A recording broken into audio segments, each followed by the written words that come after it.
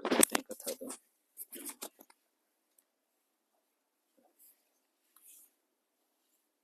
कथा बताया आपको ना सब, यशोदा दामोदर। अच्छा, आपने क्या बताया था? क्या बताया? अच्छा, ठीक है। तो कार्तिक मंथ में भगवान यशोदा दामोदर, आप देख रहे होंगे ऑल्टर, यशोदा मैया जो है भगवान को बांध रही है, इसकी पूजा होती है। इसीलिए भगवान के नाम से इनको मंथ को दामोदर मास भी कहते हैं। दामोदर मास का मतलब है भगवान दामोदर की उपासना। दामोदर मतलब होता है दाम और उदर, दामोदर। दाम मतलब होता है रस्सी, उदर मतलब पेट। भगवान के पेट को, मतलब भगवान को, बेसिकली भगवान को यशोदा मैया बांध रही है। किससे बांध रही है? रस्सी से। तो हमारे आचार्य बताते हैं कि भगवान जो है वो रस्सी से नहीं बंधे। किससे बंधे? प्रेम से बंधे। प्रेम क्या होता है?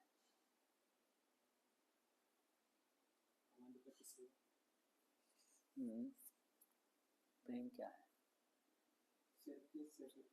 Selfless service. क्या है प्रेम?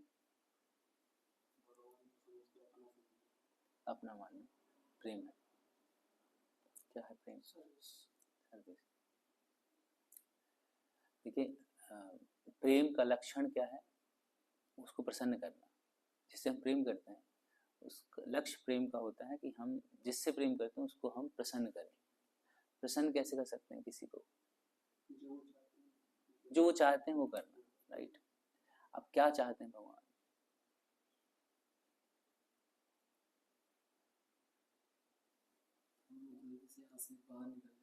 हाँ, हम लोग यहाँ से बाहर निकल। भगवान कहते हैं मन मना भव मद भक्त्यो मध्याजी माम नमस्कुरु माम विस्तृति सत्यम ते प्रति जाने प्रियोसी। भगवान कहते हैं मेरा प्रिय कौन है? जो मेरा हर समय मन मना, मन मना, मन मना का मतलब होता है मन में भगवान का ध्यान करना। हर समय जो व्यक्ति मन में भगवान का स्मरण करता है वो भगवान को पसंद है। मन मना। देखिए हम लोग कैसे हैं? मन माना। डिफरेंस है एक्चुअली हमारे में, भगवान में डिफरेंस। हम भगवान जो चाहते हैं उसमें और हमारे में डिफरेंस है। हम लोग अभी रॉ है, एकदम रॉ मटेरियल है हम लोग। अब हमको क्या है कि पॉलिश किया जाए। पहले तो आपने देखा होगा कि जब लकड़ी होती है, लकड़ी रॉ लकड़ी को देखा है आपने, है ना? और कुछ उसको कार्व करना होता है तो पहले क्या करना होता है? छेनी हथौड़ी से उसको काटना होता है। फिर काटने के बाद एक शेप आता है, तो उसको एक पेपर लेके उसको रगड़ते हैं ताकि क्या हो? स्मूथ हो जाए। फिर क्या करते हैं? फिर उसके बाद उस पर पॉलिश करते हैं, है ना? और फिर उसको एक बार फिर से एक साफ कपड़े से उसको पोंछते हैं तो वो फिर एक डिज़ाइन बन के निकलता है। उसी प्रकार से हमारे को भी अभी क्या है कि ये सब होगा, अभी हुआ नहीं है, अभी छेनी हथौड़ी नहीं लगी है। हम लोग एक रॉ लकड़ी के जैसे हैं। वैसे ही रहेंगे तो क्या होगा कि कोई भी अपने पैर से आता जाता उसको चला ले जाएगा। लेकिन यदि हम कार्व हो जाएंगे तो भगवान को हम अर्पित हो सकते हैं। तो उसी प्रकार से अभी हम रॉ लकड़ी हैं, रॉ हैं, और अभी हमें छेनी हथौड़ी की जरूरत है। कोई व्यक्ति हमें गाइड करे, डांटे। मार तो नहीं सकते, अभी तो अपने बच्चों को नहीं मार सकते, पता है ना? अपने बच्चों को नहीं मार सकते। मैं लास्ट टाइम बताया था शायद कि मेरे मामा की बेटी है ना, 6-7 साल की है, 8 साल की, पता नहीं कितनी। नहीं नहीं, उससे भी छोटी वाली, 5 साल की। तो मेरे मामा ने डांट दिया उसको, तो वो 100 नंबर फ़ोन करके पुलिस को बुला लिया। 5 साल की है। तो अभी अपने बच्चों को भी नहीं डांट सकते, गवर्नमेंट मना करती। गवर्नमेंट मतलब अब धीरे धीरे और स्ट्रिक्ट हो रहा है ये रूल ना, और स्ट्रिक्ट हो रहा है। मतलब पुलिस मतलब जेल हो जाएगी अब अगर गवर्नमेंट को पता चल गया। बच्चे का केयर नहीं करते हो आप। फॉरेन में तो ऐसा होता है कि गवर्नमेंट जो है वो हैंड ओवर कर लेती है, वो टेक केयर करती है। अब हमारे यहाँ गवर्नमेंट इतनी है नहीं अभी, लेकिन फिर भी मतलब पनिशमेंट मिल सकती है। तो जब अपने बच्चों को नहीं कर सकते तो फिर आप जो दूर के हैं, जो आप लोग हैं, तो पॉसिबल ही नहीं है ना। तो पहले अथॉरिटी देनी होती है। शिष्यस्ते हम, अर्जुन ने बोला था ना भगवान अर्जुन से, कार्पण्य दोषो पहत स्वभाव प्रक्षाम त्वाम धर्म सम्मूढ़ चेता यश्रेय स्यात् निश्चितम ब्रूहि में शिष्यस्ते हम साधिमाम त्वाम प्रपन्नम। अर्जुन कहते हैं भगवान से कार्पण्य दोष, कार्पण्य दोष मतलब दुर्बलता है, कृपण दुर्बलता। कार्पण्य दोषोपहत स्वभाव प्रक्षाम त्वाम, प्रक्षामी, प्रक्षामी का मतलब होता है पूछ रहा हूं मैं, त्वाम आपसे, धर्म सम्मूढ़ चेता, अब मैं कंफ्यूज हो गया हूँ, अब मुझे कुछ क्लियर नहीं पता चल रहा है, मैं पूरी तरह से कंफ्यूज हूँ। तो अब जो मेरे लिए श्रेयस्कर हो, जो मेरे लिए उचित हो, वो आप मुझे बताइए। शिष्यस्ते साधिमा त्वाम प्रपन्नम, कि अब मैं आऊंगा शिष्य, शिष्यत्व स्वीकार करना, अर्जुन ने बोला। फिर भगवान ने गाइड किया। तो यदि कोई व्यक्ति गाइडेंस चाहता है तो उसे समर्पण स्वीकार करना होगा, अदरवाइज किस बात का गाइडेंस। वो तो फिर यूट्यूब पे मिल ही रहा है, इतने मोटिवेशनल लेक्चर मिल रहे हैं, सब कुछ मिल रहा है। तो जब तक मन होता है आदमी सुनता है, फिर मन कर देता है, जो उसका मन होता है वो करता है, फिर छोड़ देता है। लेकिन लाइव गाइडेंस का मतलब यही है कि आपको चेस्टाइज किया जाए। अभी लोग चाहते हैं कि मुझे चेस्टाइज ना होना पड़े, मेरे हिसाब से चले, है ना। लेकिन अगर जीवन का असली उद्देश्य प्राप्त करना है तो आपको उनके अनुसार चलना होगा जो आपको गाइड कर रहा है। अभी हम ये सोचते हैं कि जो हमें गाइड कर रहा है वो हमारे हिसाब से गाइड करे। जैसे अभी के गुरु, पहले के गुरु क्या बहुत स्ट्रिक्ट होते थे, और वो अपने शिष्य को क्या है कि पनिशमेंट दे सकते थे, शिष्य स्वीकार करता था। और अभी पहले शिष्य डरता था, अभी गुरु डरता है कि भागना चाहिए। तो ऐसी स्थिति आ गई है। लेकिन फिर भी यदि कोई व्यक्ति स्पिरिचुअली एलिवेटेड होना चाहता है तो उसे एक प्रॉपर गाइडेंस की बहुत जरूरत है। गुरु साधु शास्त्र, हमारा गुरु साधु शास्त्र जो है ये हमारा फिल्टर है, जो हमें फिल्टर करेगा, हमारे हृदय की जो गंदगी है उसको फिल्टर करेगा, गुरु साधु शास्त्र। तो इसीलिए हमें गुरु साधु शास्त्र की शरण लेनी चाहिए। तो जिस प्रकार से लकड़ी को कार्व करना पड़ता है, उसी प्रकार से हम भी जो रॉ है हमें भी कार्व करना पड़ेगा, और उसमें हमें दिक्कतें आएंगी, तकलीफ आएंगी। ऐसा नहीं है कि सब कुछ ईजिली चलने वाला है, दुख दिक्कतें तकलीफ आएंगी।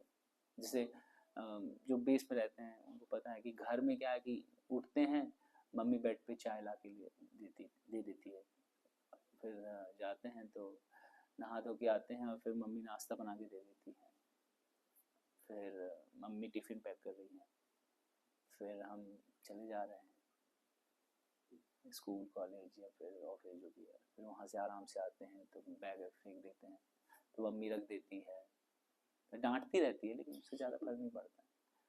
फिर बैग रख देती है, फिर हमको बोलती है कि चलो तुम हाथ मुँह धो लो, खाना लगा देते हैं, फिर खाना लगा देती है, हम खाना खा लेते हैं मज़े मज़े, टीवी देखते देखते, और फिर सो जाते हैं। तो अच्छा लाइफ चलता है, नहीं ऐसा लगता है कि कितना ज़बरदस्त लाइफ है। और ये बेस में सबसे पहले तो आपको सुबह उठना ही है 4 बजे, नहीं 4 बजे उठना, नहाना धोना है, फिर उसके बाद यहाँ आना है, चैंटिंग करना है, मंगला करना है, कथा सुनना है, फिर प्रसाद जाना है ऊपर, फिर भोग भी खुद ही लगाना है, फिर दूसरे को सर्व भी करना है, फिर खुद पाना है, फिर अपनी प्लेट को खुद भी धोना है, फिर उसके बाद जहाँ पा लिया उसको पोछा भी लगाना है। ये तो घर वाले देखे ही नहीं कभी, जो घर में रहता है बच्चा उसको तो पता नहीं ये सब क्या होता है, वो तो सीधे उसको फाइनल पता है कि जैसे अभी के बच्चों को पता है दूध कहाँ से आता है, दूध कौन देता है, तो बोले मदर डेयरी देती है, उनको पता नहीं कि दूध गाय देती है। आगे चल के तो और ऐसी हो जाएगा, आगे चल के और ऐसी हो जाएगा कि भूल ही जाएंगे गाय नाम की कोई चीज है। अभी के बच्चों ने तो फिर भी गाय देख ली सड़क पे, आगे आने वाले जो बच्चे हैं वो क्या देखेंगे गाय को, नहीं। तो दूध कौन देता है, अमूल देता है, मदर डेयरी है। और बहुत सारे और कंपनियां, मधुसूदन है। तो हमें यदि स्पिरिचुअली एलिवेट होना है, हम यदि सीरियसली चाहते हैं कि हम आगे बढ़ें भक्ति में, तो हमें गाइडेंस की जरूरत है, भक्तों के संग की जरूरत है, उसके बिना पॉसिबल नहीं है। और चेस्टाइजमेंट को हमें ब्लेसिंग्स के जैसे देखना पड़े। कई बार क्या होता है कि हम कोई यदि डांट दे तो हमें लगता है कि बताओ डांट दिया, हम तो नए नए हैं, हमको तो ज़्यादा पता नहीं है, और डांट दिया, हमको तो प्यार से बोल सकते थे। तो प्यार वाला टाइम खत्म। प्यार वाला टाइम कब होता है? शुरू में, जब तक आप मॉर्निंग क्लास में रेगुलर नहीं होते। एक बार मॉर्निंग क्लास में रेगुलर होने के बाद ना प्यार का टाइम खत्म हो जाता है, फिर चेस्टाइजमेंट शुरू हो जाता है। और एक्चुअली वही चाहिए, डांट फटकारना हमें चाहिए। नहीं डांटेंगे ना तो हम लोग धीरे धीरे वो हो जाएंगे, क्या मट्ठर हो जाएंगे। मट्ठर समझते हैं? जिद्दी, अपने मन से करने वाला व्यक्ति। तो ऐसे ना हो जाए, इसलिए सब जरूरी है। और दूसरा क्या है कि तो यशोदा में ये क्या है कि भगवान भी ऐसे नटखट हो गए थे।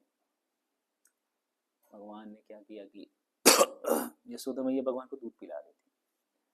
शॉर्ट में बताता हूँ, ठीक।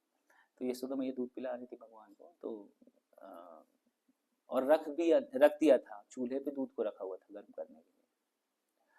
तो वहां पे दूध उबल रहा था। उबलते दूध को मैया को आवाज आई कि वो अब आग में, चूल्हे में दूध गिरने लगा। तो कृष्ण को छोड़ दिया और जाके दूध को चूल्हे से उतार दिया। और फिर वापस आके देखिए तो यहाँ पे तो सब पूरा मचा हुआ है, मटकी फूटी हुई है, मक्खन गिरा हुआ है, बंदर खा रहे हैं। और भगवान कृष्ण जो है वो, अब यशोदा भैया गुस्सा हो गई और छड़ी लेके जो है दौड़ती भगवान के पीछे पीछे, और फिर किसी तरह से बहुत मेहनत के बाद भगवान को पकड़ लेती। भगवान को पकड़ना मुश्किल ही नहीं, भगवान को कोई नहीं पकड़ सकता है।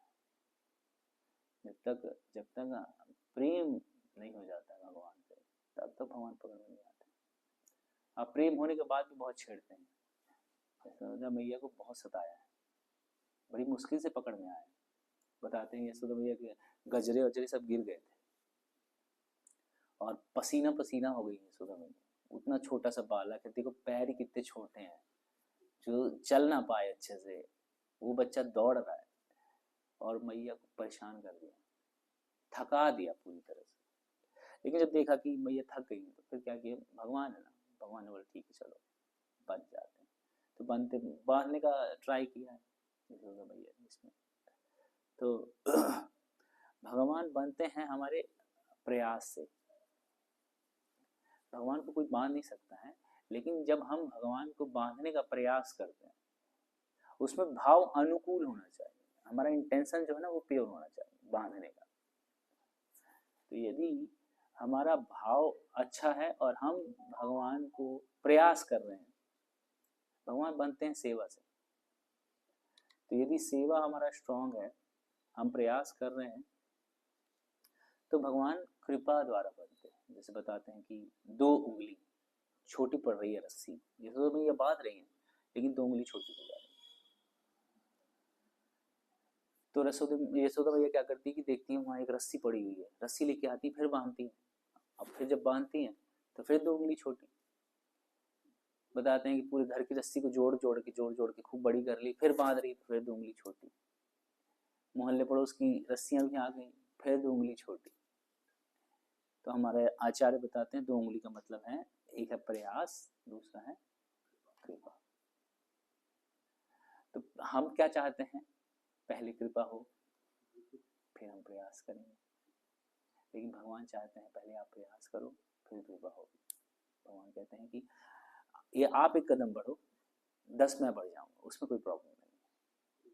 पहला इंस्टॉलमेंट तो आप दो, नहीं डाउन पेमेंट आप करो, बाकी सब हम कर देंगे। लेकिन हम कहते हैं नहीं, डाउन पेमेंट आप करो, बाकी देखेंगे। तो सबसे पहले जरूरी क्या है, प्रयास करना। यदि हम प्रयास ही नहीं करेंगे तो कृपा नहीं होने वाली है। हम लोग क्यों नहीं करते हैं प्रयास? कारण क्या है प्रयास न करने? आलसी, आलसी हैं हम लोग, इसलिए हम लोग प्रयास नहीं करना चाहते। और कहते हैं भगवान की सेवा में सब कुछ लगा सकते हैं, काम क्रोध लोभ मोह मद मत्सर सब लगा सकते हैं, आलस को नहीं लगा सकते। काम को कैसे लगा सकते हैं?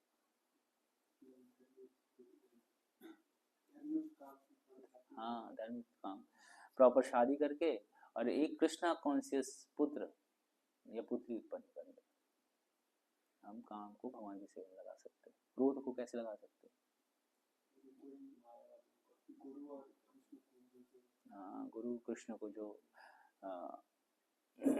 अपमान करता है उसको दंड देने के लिए हम कर सकते हैं।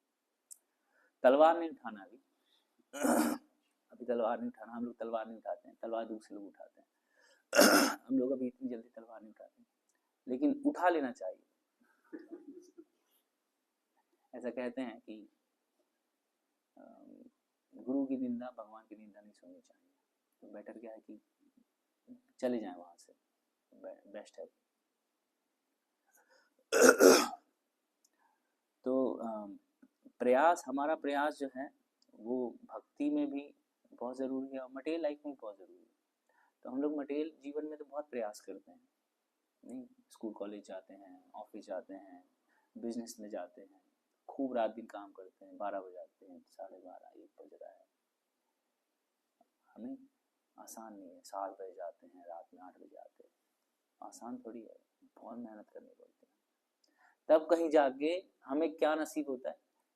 2 वक्त की रोटी और थोड़ी सी फैसिलिटी। और भगवान क्या बताते हैं कि ये सब फैसिलिटीज जो हैं वो कर्मों के द्वारा ऑलरेडी मिलती हैं। जैसे पृथु महाराज, चौथे स्कंद में वर्णन आता है, पृथु महाराज भगवान से प्रार्थना करते हैं, तो प्रार्थना करते पहली प्रार्थना में पृथु महाराज कह रहे हैं कि भगवान मैं आपसे वो चीज नहीं मांगूंगा जो ऑलरेडी मिलने वाली है, मुझे वो नहीं चाहिए। जो कर्म को द्वारा आने वाला है मुझे उसकी कोई जरूरत नहीं है, मैं वो आपसे नहीं चाहता, क्योंकि नरक में रहने वाले व्यक्ति को भी वो सब मिलेगा जो उसके कर्म में है। क्या मिलेगा नरक वाले को? उसके कर्म में है कि सजा समाप्त होगी तो नरक के बाद वो स्वर्ग चला जाएगा, नहीं तो पृथ्वी लोक आ जाएगा। उसके ऊपर डिपेंड करता है ना कौन से लोक में उसको जाना है, तो ऑलरेडी मिलेगा, उसको कुछ करना थोड़ी है। नरक में तो भोग रहा है वो, उसके बाद भी उसको मिलेगा। तो पृथु महाराज कहते हैं कि भगवान ये भौतिक संसार का जो सुख है, सो कॉल्ड सुख, प्रभु जी बताते हैं एक्चुअली ये सुख है ही नहीं, मटेरियल प्लेजर है ही नहीं, मटेरियल मिजरीज है। मटेरियल प्लेजर नाम की कोई चीज नहीं है, एग्जिस्ट ही नहीं करती है दुखों की कमी को सुख मानना ही ये भौतिक सुख है। हालांकि हमने अभी सुख का अनुभव किया नहीं है। अब जो जिस व्यक्ति ने सुख का अनुभव नहीं किया है वो कैसे बताएगा, कैसे डिफाइन करेगा सुख क्या होता है? नहीं, जैसे मान लो कि अगर आपने सुख का अनुभव किया है तो आप उनको बता सकते हो। जैसे मान लो आपने रसगुल्ला खा के रसगुल्ले का स्वाद लिया है, आप उनको बताओ, डिस्क्राइब करो, कैसे करोगे? आप कर पाओगे? बता नहीं सकते ना, कैसे बताओगे? मीठा होता है, रसीला होता है, इससे क्या वो अनुभव कर पाए, एक्सपीरियंस ले पाएंगे? नहीं ना। तो क्या करना है कि उसको करना होगा। उसी प्रकार से ये जो आध्यात्मिक सुख की बात है ना, जो व्यक्ति लिया हुआ है ना वो ही बता सकता है कि वो सुख क्या है, लेकिन वो उसको एक्सपीरियंस करना होगा। जैसे हमने बोला कि भौतिक संसार में कोई सुख नहीं है, सारा सुख आध्यात्मिक संसार में, ठीक है। तो अब इस एक्सपीरियंस को हम शेयर कर सकते हैं, लेकिन आप लोग उसको एक्सपीरियंस नहीं कर सकते। एक्सपीरियंस के लिए क्या करना होगा? खुद लगना होगा, ये बहुत जरूरी है। कई बार हम ड्राई फील करते हैं, कुछ समय के बाद भक्ति में शुरू में नया नया लगता है सब बढ़िया है यार, सुबह उठना एक्साइटमेंट है, एक प्रकार से थ्रिल है, रात में सोना, रात में 2 बजे भी सोए फिर भी सुबह जल्दी उठ गए, और बढ़िया। और यही जब पुराना हो जाता है तो एक्सक्यूज क्या है, तो पूरी रात में लेट सो गए। वही व्यक्ति क्या अभी पहले इनिशियली, जैसे एक लड़का आया था मंगल आरती में, पूरी रात सोया ही नहीं, एक्साइटमेंट है मंगल आरती का, और जब पुराने हो जाएंगे तो जी पूरी रात सोए है ना, यही बोलते हैं ना। पुराने होने के बाद रस जो है ना, रस घटता जाता है, क्योंकि हम कवर करते हैं उसको अपने डिजायर से, अपने ग्रेटिफिकेशन से, हमारे रस को हम कवर करते जाते हैं, कवर कर देते हैं, और फिर रस मिलता नहीं है। हमको लगता है कि यार बेकार है, बोर लगने लग जाता है, क्योंकि हमारे प्रयास में कमी होती जा रही है। पहले हमने प्रयास किया था, पहले पूरी रात नहीं सोए थे, 22 से आते थे मंगल आरती जाएंगे, ठंड में नहीं, ठंड में मंगल आरती आती थी। अभी गर्मी में मंगल आरती नहीं आते, दूर है, ऑफिस है, एक्सक्यूज तो बहुत सारे हैं। ठीक है, ऑफिस है तो सैटरडे संडे तो ऑफिस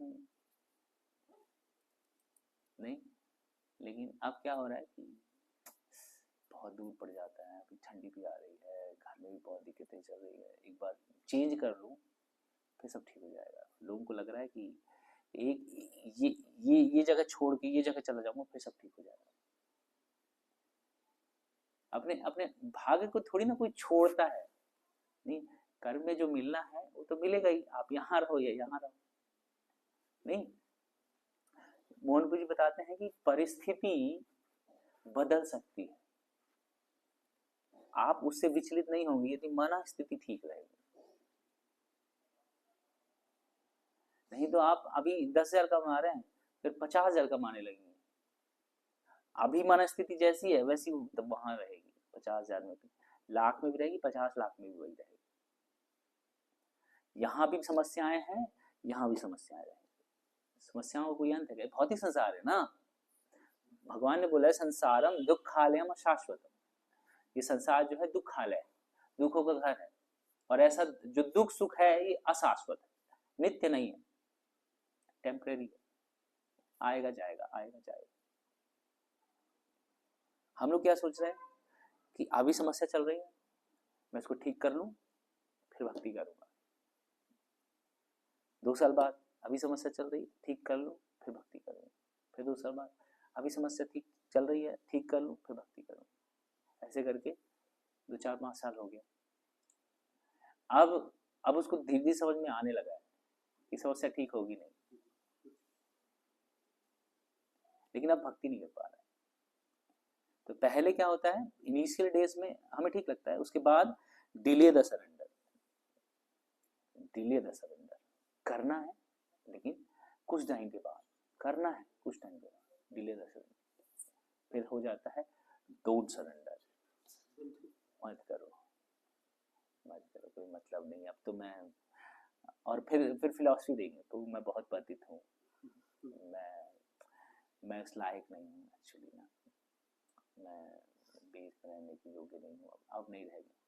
उस समय तक ठीक था और अब कुछ ऐसा हो गया कि अब मैं योग्य नहीं।